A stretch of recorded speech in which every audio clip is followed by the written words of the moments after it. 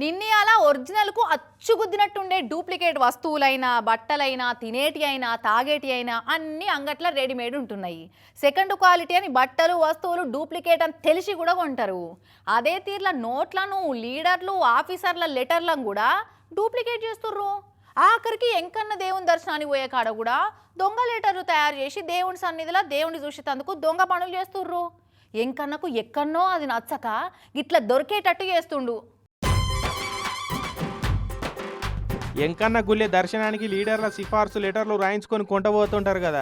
అగో ఆ లాగం దొరికించుకొని వెంకటేశ్వర్లు అనేటైనా ఏకంగా ఎంపీ శబరక్క పేరు మీద దొంగ రికమెండేషన్ లెటర్ రాసి ఎంకన్న దర్శనానికి పోయే భక్తులకు అమ్ముకున్నాడట. దేవుని పేరు పెట్టుకుని ఆ దేవుని దర్శనానికి పోయేటోళ్ళని ఎతికే టోపీ పెట్టిండు అన్నట్టు.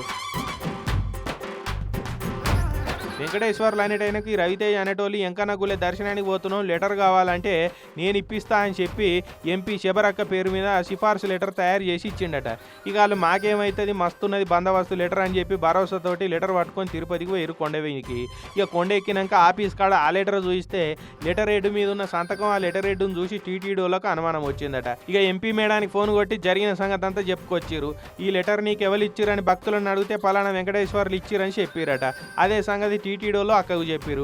ఇక ఎంపీ బైరెడ్డి శబరక్క అనుచరులుండి ఎంకన్న దర్శనం పేరు మీద దొంగ లెటర్లు తయారు చేసి దొంగ సంతకాలు దొంగ స్టాంపులు వేసి లెటర్ ఇచ్చిన వెంకటేశ్వర్లు అనేటోని దొరకబట్టి పోలీసు వాళ్ళకి అప్పచెప్పారు. ఇక పోలీసు వాళ్ళు టౌన్లో వేసి ఆ లెటర్ రాసే సీక్రెట్లు ఏందో మాకు కూడా చెప్పవచ్చరా అనుకుంటూ అరుచుకుంటున్నారట. ఇప్పుడు పాపం ఆ లెటర్ను నమ్ముకొని దేవుని దర్శనానికి పోయిన వాళ్ళ కథ ఏం కావాలి చెప్పురు. ఇప్పుడు కుక్కతోక పట్టుకొని గోదావరి ఇదినట్టు అయిపోయాయి. ఈ దళారిగాలను నమ్ముతి ఒక గిసొంటి దగాలే చేస్తారు పైలం.